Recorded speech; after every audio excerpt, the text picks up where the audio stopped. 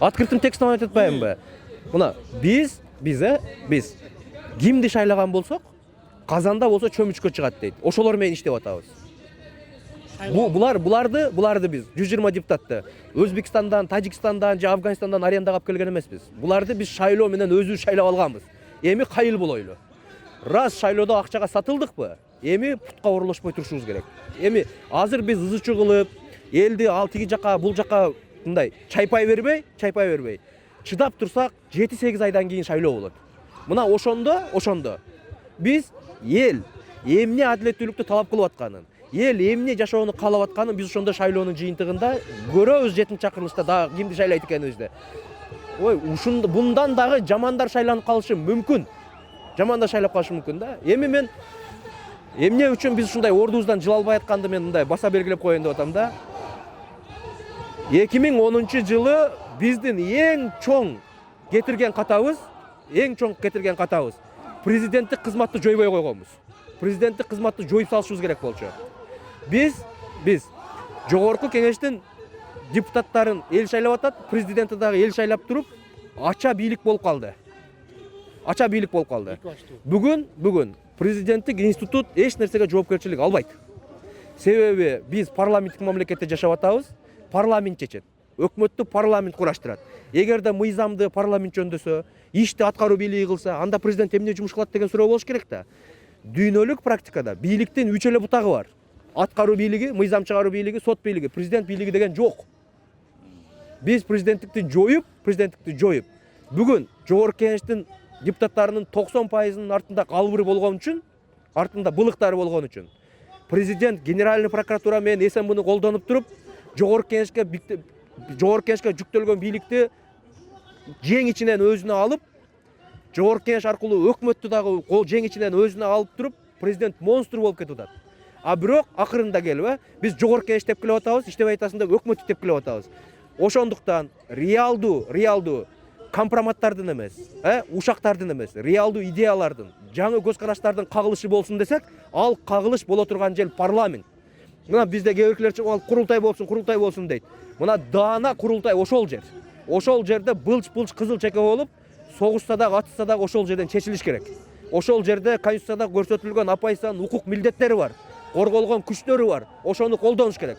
Бүгүн парламент апайса өзүнүн укугун, милдетин аткарып атат дегенге мен кошулбайм. Оппозиция бүгүн парламентте жок деп эсептейм. Ошондуктан ушуга окшогон башаламандыктар болуп атат.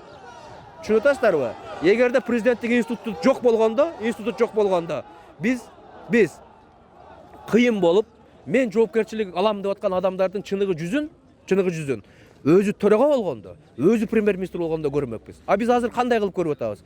Четте туруп алып, бардык нерсени жогорку кеңеш менен өкмөткө түртүп койгон түшүнүктүү көрүп атабыз. Мен президент туура эмес иштеп атат, же туура иштеп атат дегенден алысмын. Мен президенттик тактыны жоймоюн. Биз кыргыздар так талашканды токтотпойбуз. Биз так талашканды токтотмоюн, биз бак талашмай башталбайт. Биз эгер бактылуу жашайбыз десе, так талашканды токтотуп бак талашканга өтүшүбүз керек. Ал биз бактылуу боло турган жер бул институт жогорку кеңеш. Жогорку кеңеш бүгүн ошол милдетин аткара албай калды. Эмнеге? Себеби көзөмөл жок. Депутатты чакырып алуу мүмкүнчүлүгү жок элдерде. Туурабы? Биз конституцияны реформа кыла турган болсок, сөзсүз түрдө 3-главаны, мындайча айтканда, президенттик кызматты жоюп, кайсы бир деңгээлде, кайсы бир өлчөмдө кол чогултканда депутаттардын дагы кайра чакыртып алуу мүмкүнчүлүгүн беришибиз керек. Болбосо эшек жайлоо ээн талоо болуп кетти уже. Эч ким эч нерсеге жоопкерчилик албай калды. Бүгүн сиз жогорку кеңешке барып туруп сурайсыз. Сиз эмне кылып атасыз? Кандай чечим кылып атасыз? Көзүнүн кыйыгы менен акырын президент билет дегендей кылып ишарат кылып коюп атат. Өкмөткө барып дагы сен эмне кылып атасың сен? Бул ал башка көзү менен президент билет дегендей кылып коюп атат. А Конституцияда президент эч нерсеге милдет алган эмес. Президент аткаруу бийлиги эмес, аткарбайт. Президент мыйзам чыгаруу бийлиги эмес, мыйзам чыгарбайт. Атайын эки бийлик бар. Анан ошол адилеттүүлүктү мына Садыр бабалардыкына окшогон адилеттүүлүктү камсыздай турган сот бийлиги деген бар. 3 бийлиги бар. Биз талап кыла турган 3 бийлик бар. А биз бүгүн кимден талап кылып атабыз? Биз баарыбыз чыгып эле президенттен, көнгөн адат менен эле президенттен талап кылып атабыз. Бир адамдын башында болушу, бийлик төбөлүндө болушу. Бул сырткы күчтөрдүн алдында дагы опурталдуу. Эмнеге? сырткы күчтөр таасир этүү үчүн бир адамды жөн эле басын алып коет. Биз Кыргызстандын ичиндеги саясат Кыргызстандын ичинен эмес, сыртынан, кошуна мамлекеттерден анан биз кичине кулдук уруп турган мамлекеттер бар. Чоң жыржабалар бар. Ошол жактан чечилет экенин унутпашыбыз керек. Биздин ичибиздеги кайгылар бул эшиктен келип аткан кайгылар. Түшүнүп атасызбы? Ошондуктан биз президенттик институтту жоймойун, жоопкерчиликти ким алып атканы белгисиз болуп тура берет. Азыр сиз барып президенттен сурасаңыз, конституцияны ачып туруп даана көрсөтүп коет. Ага жүктөлгөн милдеттер эмнелер экенин. Ал жакта аткарат, жасайт деген жери жок. Мыйзам чыгарат, муну буяка бурат деп, Жогорку кеңеш. Бул как ледокол, бул как авангард, жоопкерчилик ала турган, өлкөнүн саясатын, багытын аныктай турган институт бул Жогорку кеңеш. Эмне үчүн Жогорку кеңеш болуш керек? Себеби Жогорку кеңеш эл тарабынан шайланат. Демек эл бүгүнкү биз кантип жашашыбыз керек экенин эл аныктап берди. Түшүнүп атасызбы? Биз саясатчыларга дагы бүгүн ыңгайсыздык жаралып атат. Эл шайлап коюп атат, бир тарабы, Сооронбай Жээнбековду шайлап коюп атат. Биз эми 6 жыл эл туура эмес шайлап койду деп бул президент менен иштешпей кое албайбыз да. Биз иштешибиз керек. Бул парламент менен да иштешибиз керек. Бул өкмөт менен да иштешибиз керек. Себеби элдин тандоосу бул. Бизге жагабы, жакпайбы, бирөө акча алып шайлады, бирөө тууганым деп шайлады, бирөө карындашым, байкем, тайкем, бөлөм деп шайлады. Но шайлады. Булар жөн эле бастырып келип алган жок.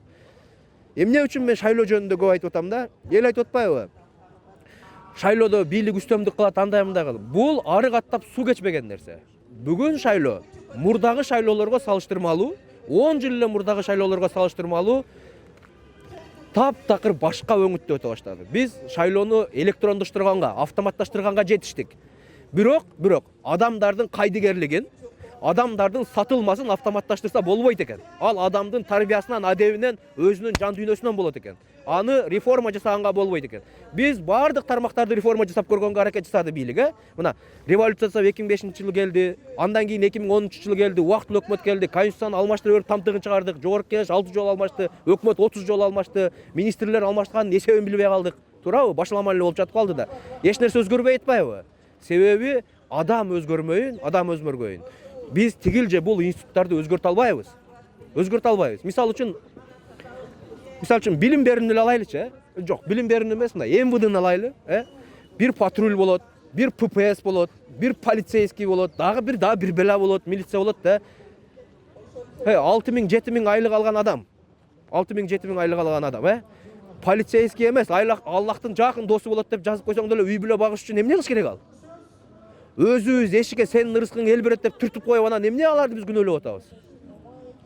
Биз реформа жасаганда адамдарга жасашыбыз керек да. Биз адамдардын коом таануусун, дүйнөгө болгон көз карашын өзгөртүшүбүз керек. Алардын ички туюмдарын өзгөртүшүбүз керек. Аны мамлекет бере албайт. Бүгүн мамлекет ага жөндөмсүз. Мамлекеттин бере турган институту бул билим берүү тармагы болчу. Билим берүү тармагы университеттен баштап бала бакчага чейин бүгүн 0. Министрден 10ду койсоң дагы ал жерде эч нерсе өзгөрбөйт. Эмнеге? Бүгүн жогорку билимди алып коюу бул жөн эле мындайча айтканда итке же малга паспорт алып койгондой эле болуп калды. Жогорку билимди алып коюу бул жөнөкөй эле мындай көрсөткүч болуп калды да, жогорку билими барбы дегенге элечи. Бирок адамдар атаңдашат экен, баары жогорку билимди болгусу келет экен, барып алып атышат. Биз ага эми тыюу сала албайбыз да. Бирок биз реформалар жөнүндө сүйлөгөнүбүздө, өлкөнү оңдойбуз деп нерселер жөнүндө сүйлөгөндө биз эң ириде бала бакчадан, анан мектеп жөнүндө көп сүйлөшүшүбүз керек да. Конституцияда даана жазылып турат. Орто билим акысыз деп. Бүгүн Кыргызстанда орто билим акысыз болуп атканына бир далил жок. Мектептердин бардыгы акча топтойт. Мектептердин бардыгынын мектептерге жүктөлгөн милдеттерди ата-энелердин мойнуна эбак эле ырытып койгонбуз. Бүгүн мектептерди ата-энелер, элдер багып атат.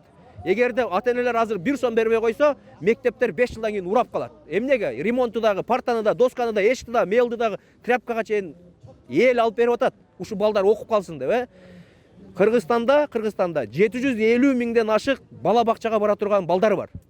Ошонун 650 миңи дээрлик 90% бүгүн бала бакчага бара албай атат. Алар кимдер? Алар мигранттардын балдары, айыл жерлериндеги балдар. 2,5 миңден ашык бизге бала бакча жетишпейт. Жогорку кеңеште эмне? Бакча жөнүндө талашып атышабы? Же мектеп жөнүндө талашып атабы? Ар ким өзүнө кызыкчылыгы туш келген нерсени талашып коюп отурушат. Туурабы? Эмнеге? Себеби биз аларды шайлап атканда 1000 сомун алганбыз, башка эч нерсе сураган эмеспиз. Сурай турган учурда сурабайбыз. Сураганы келбегенде анан кийин сурайбыз. туурабы? Сурай турган жерден сураш керек, сурабай турган жерден сурабаш керек, туурабы? Ошондуктан биз институттардын, бийлик бутактарынын туура иштешин мажбурлашыбыз керек. Мажбурлоо жолу бул бир гана жол бар. Шайлоо. Ушу кыргыз эли бир нерсени түшүнүш керек да.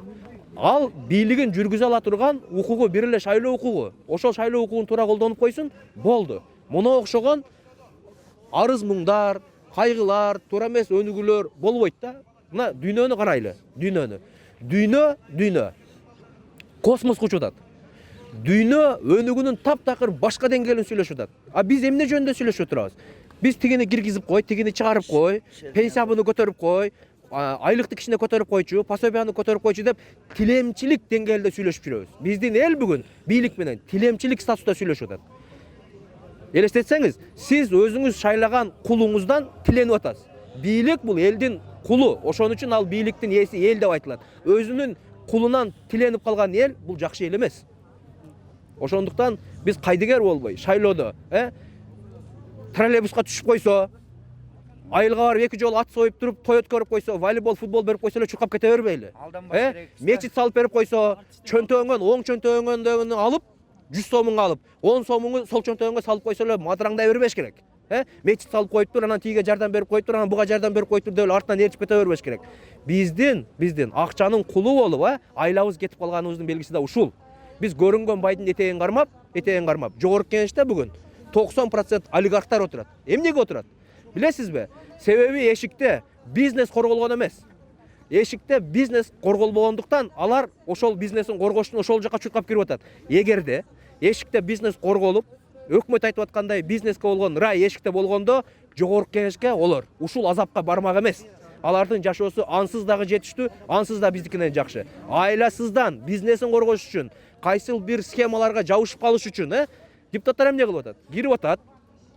Өзүнүн кайсы бизнеси кайсы тармакта болсо, ошол тармактагы комитетке кирип мүчө болуп атат дагы, ошол комитет аркылуу өзүнүн бизнесин лоббировать этип атат. Бизге шайлоодо саткан, добушту сатып алган, кетирген миллиондорду ошол жактан чыгарып атат. Болду, чечүүнүн жолу бирөө. Дарт дейбизби, бале дейбизби, жакшы дейбизби, жаман дейбизби, маселе шайлоодо чечилет. Башка иш жерде чечилбейт. Шайлоону туура колдонойлу ошондуктан.